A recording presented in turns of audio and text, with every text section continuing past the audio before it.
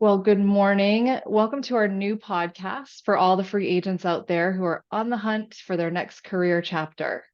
In this great corporate restructure of 2023, there's an incredible amount of talent who have been given the gift to reassess and really consider where they want to invest their talent and for whom. So, our hope is that this platform will be just one avenue to match great talent with great opportunities and have some fun along the way. I'm your host, Tanya Pelletier, and today I am joined by Kaitlyn Bany. Welcome, Kaitlyn. Hi, thank you. So let's jump right in. Kaitlyn, where are you based? So I'm based in Portland, Oregon. Okay, how are you enjoying the weather? It's okay. It's could be so much better. It's been a very wet season for us. So Arizona, I'm just saying, if you want sunshine. I know, honestly, some days I think about it. Yeah.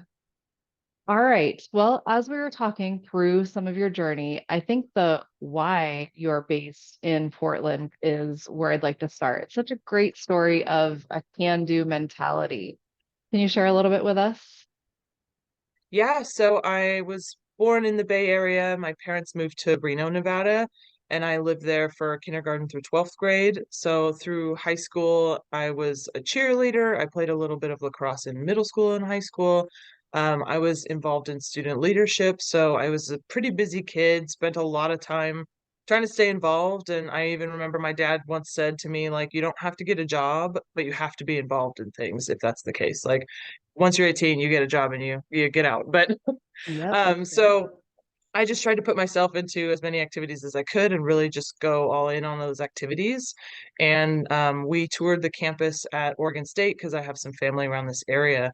So I found out that they had a merchandising management program and I just totally fell in love, but it was financially out of the question since it was out of state.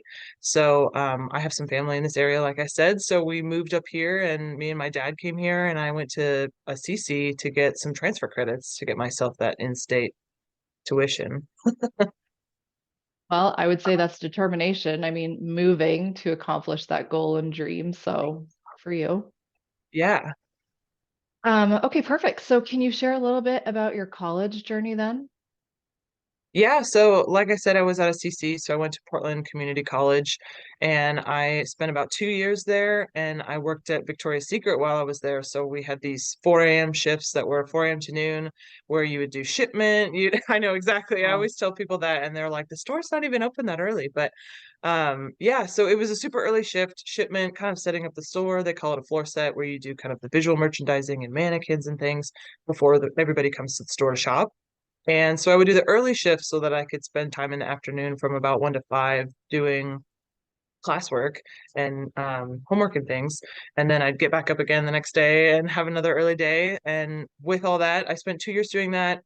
And I transferred as an in-state student so that my rates were a lot lower. And I took out some loans. I made it to Oregon State. I had some financial support from my family, but I did have to have a job. So I worked for Oregon State football for about 2 years as an equipment manager and it was the most amazing cool. experience. Yeah. I really love that. It's one of my favorite jobs that I've had, even though it was more of an internship. I did receive school credit for it. I got to sign off for it as my internship, and I was paid for the position, but it was kind of a monthly stipend amount. So to make up for that, I worked at the dining center at school a few nights a week so I could make my bills, just have it covered. I really loved my equipment job, so I was just wanting to do that full time. But like I said, it didn't make very much. So I felt like I had to do 2 jobs. And then I was working Victoria's Secret seasonally on spring break, summer, Christmas break. So it was quite a ride to get everything accomplished. Seriously. I mean, definitely tenacity to get it done, but you never gave up on the goals. So congratulations on building that DNA early on. So in this current stage, you've exited Intel as part of the great restructure going on in tech overall. Mhm. But wait, I thought you had a retail merchandising background. Intel? Tell us more. I do. So my degree's in merchandising management, and I kind of describe it to people as if business management and fashion merchandising were kind of merged into one. So I took business management classes, accounting, finance. I actually even had to take a sustainable engineering class. Mm. And it was kind of a mix of that with the sort of draping and computer apparel design classes and retail management as a class. And those were the super interesting bits for me. So I came out of college and was thinking, okay, I'm going to work at kind of those big apparel names. I really want to get a job there. This is going to be great. And I applied to a lot of jobs, and it was kind of a lot of you don't have enough experience. Your internship kind of doesn't quite translate very well, which is very fair. And it was hard to try to make that connection. So a lot of the resources I had in college were saying, if you go into retail management, you got a lot of experience. It's going to help you learn how to manage people. It's going to help you learn more about the business. It'll give you a deeper dive into like district or regional management and then that corporate overhead kind of level of information. So I Mhm. went into that path and tried to make my own way, and I spent a lot of time doing retail management. So I kind of scooted over to Intel after that. Okay. So up to this point, I just hear a lot of not going to take no. I'm going to make my own path. I'm going to make it work. So it's, I kudos to you for that. Thank you. Yeah. Yeah. All right. So then you hopped over to Intel, and what skill sets did you learn while you were with Intel, would you say? So the corporate environment in general was one of those things that's tough to navigate, especially not having worked for a place like that before. Being in such a large organization, it can be hard to know who owns which program, who's the legal contact for something, etc. And I learned that it's essential to just use your tools and ask around to find that answer because it's also kind of a networking tool as well, just to say, hey, do you know who owns XYZ?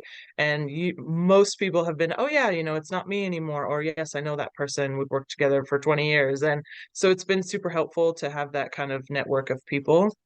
And then working collaboratively and consulting with others is essential to get the job done. So I feel like with such defined frameworks to work in at Intel, it's essential to be collaborating and kind of connecting with the people around you. And with Intel, there's so many different complex programs and so many acronyms, and it's such a huge part of the job. So really understanding each of the programs and making yourself into a subject matter expert is super essential to success as well. Yeah, 100%. The complexity kind of runs across just many different areas. And so that is an important skill set to have as you go forward. So I know when we were talking through the what next, we talked a little bit about being at Crossroads. Do you want to share some of that here? Yeah, so with being laid off, I feel like I'm kind of in a spot where I don't totally know if I want to go a retail route. I don't totally know if I want to keep going in a tech route, but I'm super interested in both because the apparel and merchandising route is kind of my initial passion that I had, and it's sort of my education and background a little bit. But then working for a tech company, I've learned so many new skills. I've learned about so many programs and partners, and I feel like that is a really, really important piece of my experience that I shouldn't just kind of toss away to go to something totally different. So I'm feeling like I almost want to find a way to merge it. Like if I could take everything I learned from my corporate experience and bring it into more of a retail company and try to kind of marry the two as much as possible. Yeah. And you know what? I think you can totally do that. So I actually think you said it best at the close of our pre-discussion. You are constantly ambitious, if not a perfectionist. But what that means to me is that you have an ability to stay focused on the big picture and accomplish that no matter the varied route that you may need to take to get there. So that adaptability, that resilience is why you will absolutely land on your feet, even in our currently tough environment. So keep that up. Thank you. Thank you. I appreciate that. Yeah. So it was great chatting with you, Kaitlyn. How do we get a hold of you?